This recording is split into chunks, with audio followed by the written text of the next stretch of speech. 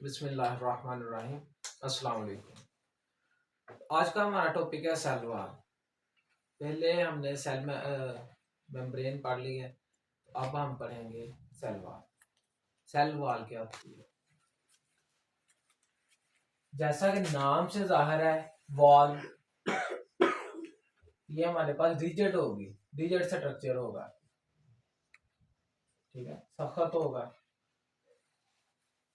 तो अब हम पहले देख लेते हैं कि सेल वॉल जो है किस तरह बनती है और इसकी फॉर्मेशन में कौन कौन से स्टेप्स हैं, या फिर हम कह सकते हैं कि इसके पार्ट्स कौन कौन से हैं।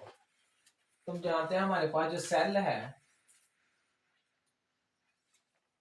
उसकी मेन जो कंपोनेंट है वो इसकी प्लाज्मा मेम्ब्रेन है। ये मेरे पास सेल की है प्लाज्मा मेम्ब्रेन। इसी तरह यहाँ पे मेरे पास दूसरा सेल है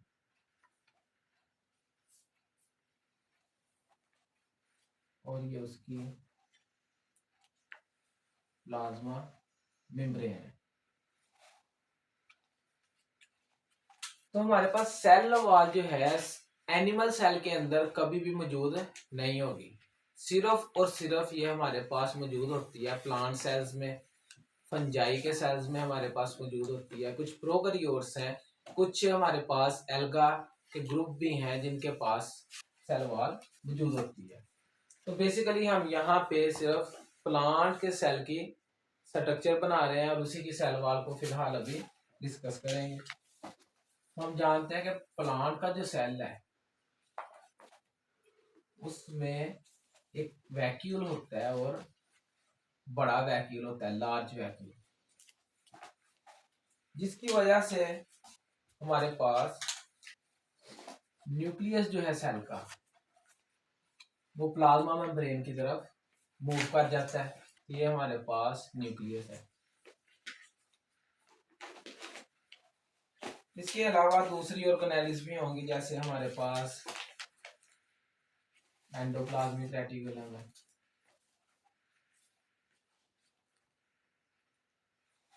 और गोल्जी ऑपरेटर्स और दूसरी भी ऑर्गेनेल्स। उसके अलावा यहाँ पे हमारे पास साइटोप्लाज्म होगा। ये हमारे पास एक प्लांट सेल, ये दूसरा प्लांट सेल है। अब जब हमारे पास प्लांट सेल छोटे होते हैं, यानी जब माइटोसिस के जरिए प्लांट क्या कर रहा है, अपने सेल्स डिवाइड कर रहा है, तो जो नए सेल्स बन रहे हैं उनके लिए तो हमारे पास शुरू में सेल वॉल मौजूद नहीं होती, सेल वॉल बाद में बनती है। तो क्या होता है कि ये सेल जो है इनके दरमियान सबसे पहले एक लेयर जो है वो वजूद में आती है। इनके दरमियान में, सेल्स के दरमियान में एक लेयर होगी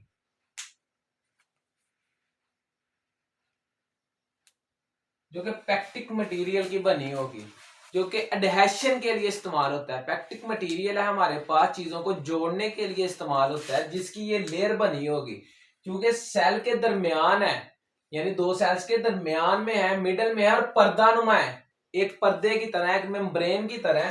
तो इसको मैं कहूंगा ये मेरे पास मिडल लैमिना है। ये जो पहली मेम्ब्रेन हमारे पास बनी है या पहला जो पर्दा बना है, इसे मैं कहूंगा मिडल लैमिना। तो पहला काम जो सेल करते हैं वो फॉर्मेशन करते हैं मिडल लैमिना की। इसके अलावा हम जानते हैं कि प्लांट के जो सेल्स हैं उसके अंदर फोटोसिंथेसिस होती है। तो फोटोसिंथेसिस के नतीजे में हमारे पास ग्लूकोज बनता है। तो सेल के अंदर ग्लूकोज जो होगा, प्लांट सेल्स क्या करेंगे, ग्लूकोज के मॉलिक्यूल को, ये ग्लूकोज का मॉलिक्यूल, उसको जोड़ देंगे दूसरे ग्लूकोज के मॉलिक्यूल से। इसी तरह काफी ग्लूकोज के मॉलिक्यूल्स हमारे पास एक दूसरे के साथ अटैच हो जाएंगे और जो हमारे पास रिजल्टेंट मॉलिक्यूल बनेगा उसे हम कहते हैं सेलुलोज। तो इनके मिलने से मेरे पास जो मॉलिक्यूल बनेगा उसे मैं कहूंगा कि ये सेलुलोज है। अब सेलुलोज जो है ये मिलता है और सेलुलोज के मिलने से मेरे पास एक रेशा सा बन जाता है। जैसे हम देखते हैं हमारे पास धागा आता है, वो छोटे छोटे रेशों के ऊपर मुश्तमिल होता है, या अगर हम रस्सी देखें तो वो छोटे छोटे रेशों के ऊपर मुश्तमिल होती है। उसी तरह सेलुलोज के मिलने से मेरे पास रेशियोनुमा स्ट्रक्चर बन जाएगा कुछ इस तरह का।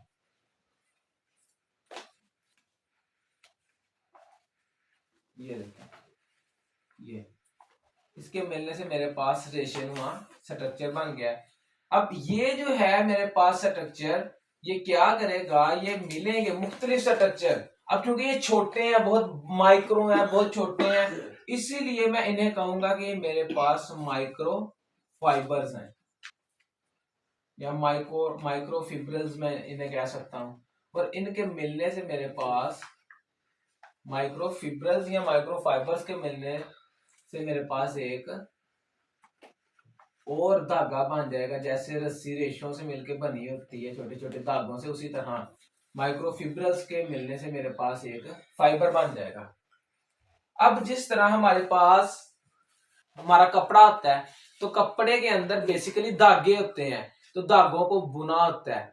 यानी कुछ धागे इस तरह होंगे हमारे पास हॉरिजॉन्टल, कुछ होंगे हमारे पास वर्टिकल, कुछ होंगे ओब्लिक। इसी तरह जो फाइबर्स हैं जो बेसिकली बने हैं सेलुलोज के, ये क्या करेंगे, ये इस तरह अरेंज हो जाएंगे वर्टिकल, इस तरह से, इस तरह से वर्टिकल अरेंजमेंट के साथ साथ इसमें हॉरिजॉन्टली भी ये अरेंज होंगे। तो मैं कह सकता हूं ये एक दूसरे के साथ राइट एंगल बना रहे हैं। इस अरेंजमेंट को हम क्रिस क्रॉस अरेंजमेंट भी कहते हैं। और कुछ हमारे पास फाइबर जो है सेलुलोज के, वो ओब्लीक होंगे इस तरह से, इस तरह से। तो मेरे पास ये एक मैश बन गया, एक जाल बन गया है जो कि आपस में बहुत उलझा हुआ है। और ये जाल मेरे पास बना है सेलुलोज से, सेलुलोज के फाइबर से।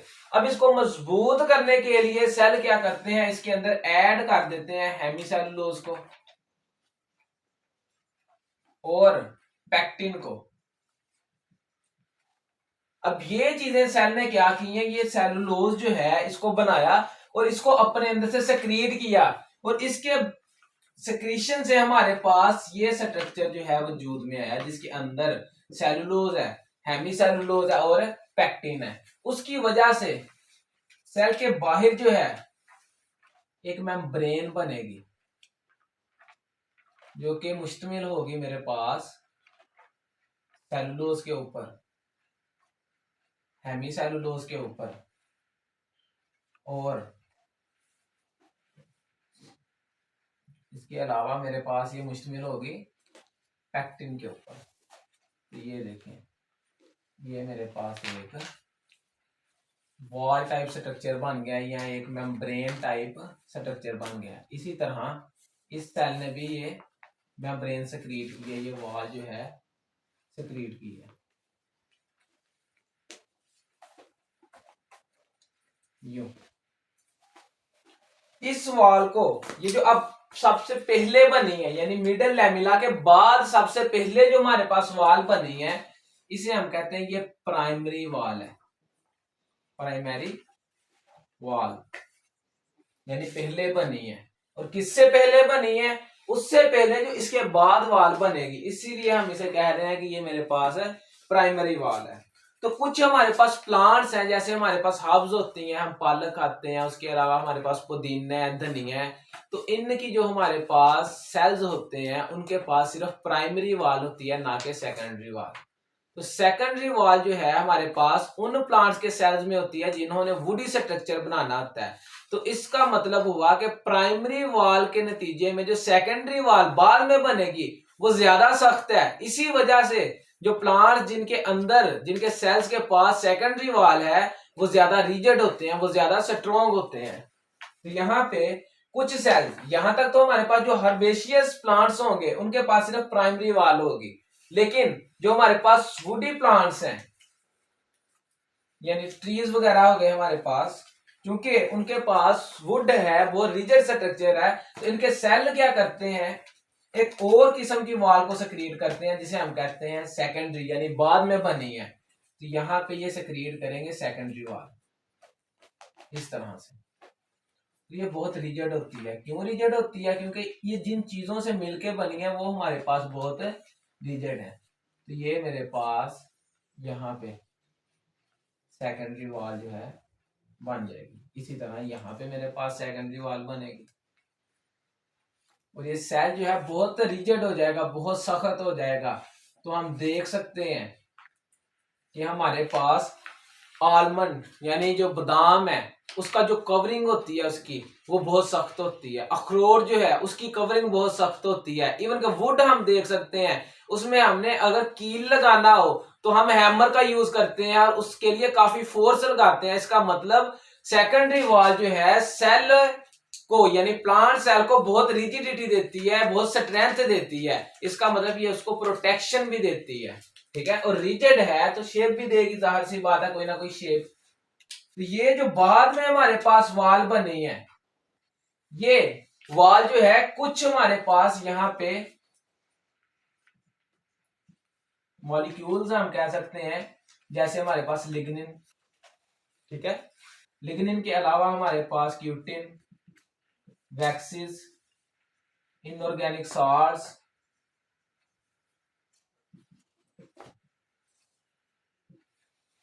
इनके मिलने से हमारे पास ये जो है सेकेंडरी वॉल बनी है। इसके अलावा आपने रेत देखी होगी, तो रेत में जो चीज चमक रही होती है वो हमारे पास बेसिकली सिलिका आता है और सिलिका जो है हमारे पास बहुत स्ट्रॉन्ग होता है। तो इसलिए सेकेंडरी वॉल के अंदर हमारे पास सिलिका भी मौजूद होता है। तो इनके मिलने से हमारे पास ये जो बाद में वॉल बनी है इसे हम कहेंगे सेकेंडरी वॉल। इसको मैं एक दफा समराइज कर देता हूं। हमारे पास सबसे पहले जब सेल डिवाइड करके नए सेल बनाए थे, सेल ने, प्लांट सेल ने डिवीजन की, नए सेल बनाए माइटोसिस के जरिए, तो 2 सेल बने थे। अब सेल जो है हमारे पास बेसिकली उन्होंने सबसे पहले क्या किया, एक लेयर रिलीज की, क्योंकि उनके पास तो वाल्स मौजूद नहीं थी, अभी अभी तो बने हैं। तो शुरू में जो सेल हमारे पास बनते हैं, जो न्यूली फॉर्म सेल्स हैं, उनके पास सेल वाल मौजूद नहीं होती, ये बाद में बनती है। जैसे ही 2 हमारे पास सेल बनते हैं तो उनमें सेल वाल बनने का प्रोसेस शुरू हो जाता है प्लांट सेल में।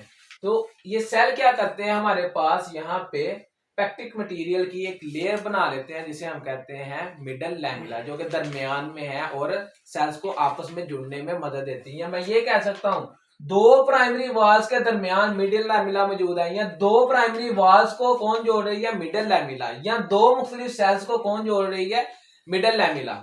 उसके बाद हमारे पास जो थे, ये जो है हमारे पास जितना भी प्लाज्मा मेम्ब्रेन के अंदर जितना भी मटेरियल है, साइटोप्लाज्म, न्यूक्लियोप्लाज्म, इसको हम कलेक्टिवली क्या कह देते हैं, प्रोटोप्लाज्म। तो ये जितना भी प्रोटोप्लाज्म है, इसके अंदर चूंकि हमारे पास ग्लूकोज के मॉलिक्यूल्स थे फोटोसिंथेसिस की वजह से, तो ग्लूकोज के मॉलिक्यूल्स मिलते हैं और एक लंबा चेन बना देते हैं, जिसे हम पॉलीमर भी कह सकते हैं, कि लंबा पॉलीमर बना देते हैं। यानी ग्लूकोज के मोनोमर्स मिलते हैं और एक पॉलीमर बनाते हैं जिसे हम क्या कहते हैं, सेलुलोज। अब सेलुलोज जो है ये मिलता है और एक रेशेनुमा स्ट्रक्चर बनाता है जिसे माइक्रो फिब्रिल कहा है, और उसके मिलने से फाइबर्स बनते हैं और इन फाइबर्स के साथ हेमीसेलुलोज और पेक्टिन की जो है डेपोजिशन होती है और ये क्रिस क्रॉस अरेंजमेंट कर लेते हैं और एक मैश बना लेते हैं, स्ट्रॉन्ग सा मैश।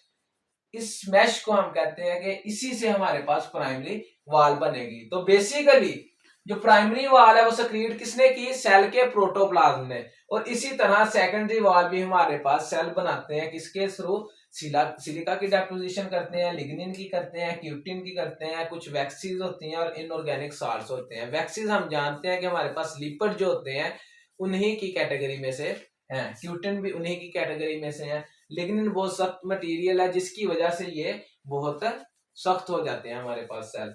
तो हमारे पास ये टोटली तीनों मिला के प्राइमरी वाल, मिडल लैमिला और सेकेंडरी वाल, इन तीनों के मिलने से जो मेरे पास चीज बनी उसे मैं कहूंगा ये मेरी सेल वाल है। तो 3 हिस्से हैं, एक मिडल लैमिला,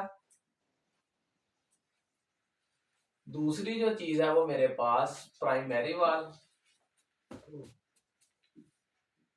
और जो तीसरी चीज है वो है सेकेंडरी वाल। इन तीनों के मिलने से मेरे पास मेरी सेल वॉल बनी है। अब प्लांट सेल वॉल तो आपने देख ली किस किस चीज से मिलकर बनी है। तो हमारे पास जो एल्गा है उसके गिर्द भी हमारे पास क्या होती है, उसके सेल्स के गिर्द भी सेल वॉल होती है, लेकिन उसमें मुख्तलिफ मटेरियल्स होते हैं, जैसे अगार वगैरह हो गया। उसके अलावा अगर आप देखें हमारे पास फंजाई जो है उसकी सेल वॉल जो है काइटन से मिलकर बनी है। तो फंजाई की सेल वॉल एक रिजिड मटेरियल है जिसे काइटन कहते हैं, उसके मिलकर बनी है। कुछ प्रोकैरियोट्स हैं,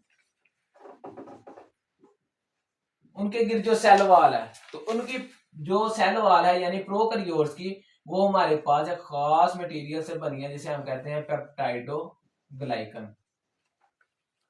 तो पेप्टाइडोग्लाइकन जो है हमारे पास मॉलिक्यूल है जिसमें क्या आता है कि ग्लूकोज के मॉलिक्यूल्स होते हैं मुख्तलिफ, और ये आपस में जो के ग्लाइकन का मतलब ग्लूकोज, तो ग्लूकोज के मॉलिक्यूल पेप्टाइड के जरिए यानी अमीनो एसिड्स के जरिए आपस में अटैच होते हैं। तो जो हमारे पास मॉलिक्यूल बनता है उसे हम कहते हैं ये हमारे पास पेप्टाइडोग्लाइकन का मॉलिक्यूल है। तो प्रोकैरियोट की जो वॉल है वो पेप्टाइडोग्लाइकन से मिलकर बनी होती है। तो इसी तरह हम अगर देखें इसका फंक्शन क्या है, तो चूंकि हमारे पास ये रिजिड है तो इस वजह से ये क्या कर रही है, शेप दे रही है सेल को, जाहिर सी बात है उसको प्रोटेक्ट भी कर रही है, और ये बैरियर का काम नहीं करती, बैरियर का काम नहीं करती, यानी प्लाज्मा मेम्ब्रेन तक अगर कोई चीज जानी है तो उसको ये रोकेगी नहीं। प्रोटेक्शन दे रही है, शेप दे रही है, और बैरियर जो है उसका काम ये नहीं करती। ये कुछ फंक्शन है हमारे पास सेल वॉल के। तो इसके अलावा अगर हम थोड़ी सी इंफॉर्मेशन आपको मैं दे दूं कि सेलुलोज जो है ये हम जब खाते हैं तो ये हमारे अंदर डाइजेस्ट नहीं होता, क्योंकि इसको डाइजेस्ट करने के लिए हमारे पास एंजाइम नहीं है जिसे हम कहते हैं सेलुलेज। तो एज लफ्ज एंजाइम के लिए इस्तेमाल होता है, तो वो एंजाइम मौजूद नहीं है जो सेलुलोज को डाइजेस्ट करेगा जिसका नाम है सेलुलेज। तो इसकी वजह से जब हम कोई प्लांट खाएंगे, जैसे हम साग खाएंगे, तो वो हमारे डाइजेस्टिव सिस्टम से ऐसे ही गुजरेगा और एक्सक्रीट हो जाएगा। इसका हमें फायदा क्या आता है कि इसकी वजह से हमें कॉन्स्टिपेशन नहीं होगी, तो ये हमारे पास कब्ज कुशा है। इसके अलावा अगर हम देखें दूसरे एनिमल्स को, जैसे हमारे पास घोड़ा है, इसके अलावा हमारे पास एलिफेंट है, तो ये इतने बड़े हमारे पास ऑर्गेनिज्म किसके ऊपर गुजारा करते हैं, सिर्फ पौधों के ऊपर, प्लांट्स को, लीव्स को खाते हैं।